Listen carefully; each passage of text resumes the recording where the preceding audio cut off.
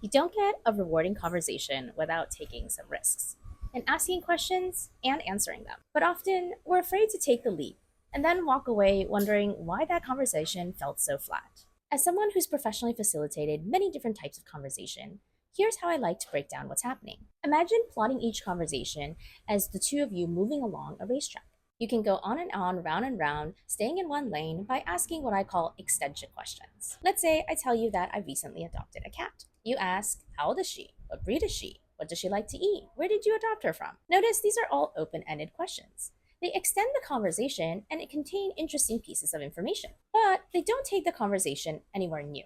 Now, if you want to cross your journey into different lanes on this racetrack, you're going to need to ask what I call expansion questions. These are ones that require some level of reflection and analysis. They move from pure facts to feelings and often abstract concepts. This could be anything from what prompted you to adopt a cat? Or where do you think your love of cats and animals came from? There are many layers of expansion questions, but all of them require some level of exposure. And that's the whole point. They create an opening for both people to learn about themselves, the other person, and show each other where they want the conversation to go. The curious thing about expansion questions is they don't have to be open ended. So called closed questions can also function as gentle expansion questions, like, would you consider getting another cat? Or do you like your life more now that you have a cat? Both are technically yes or no questions, but they still ask the other person to reflect, not just report. To be clear, I'm not saying that either type of question is inherently better or worse. It all depends on the kind of conversation you're going for and what kind of relating the other person is available for.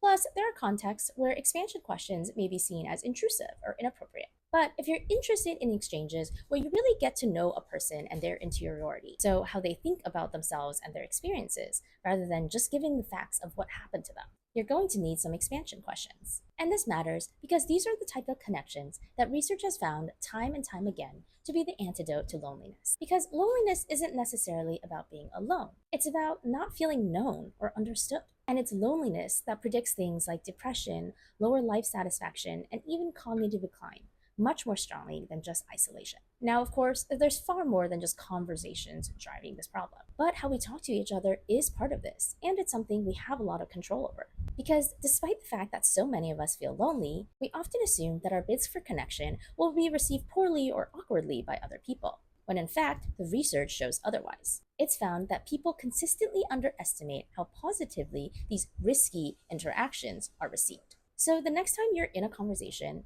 notice your default patterns of relating to the other person. And with that in mind, you can decide for yourself, is this where I want to stay? Or is it worth expanding a little further?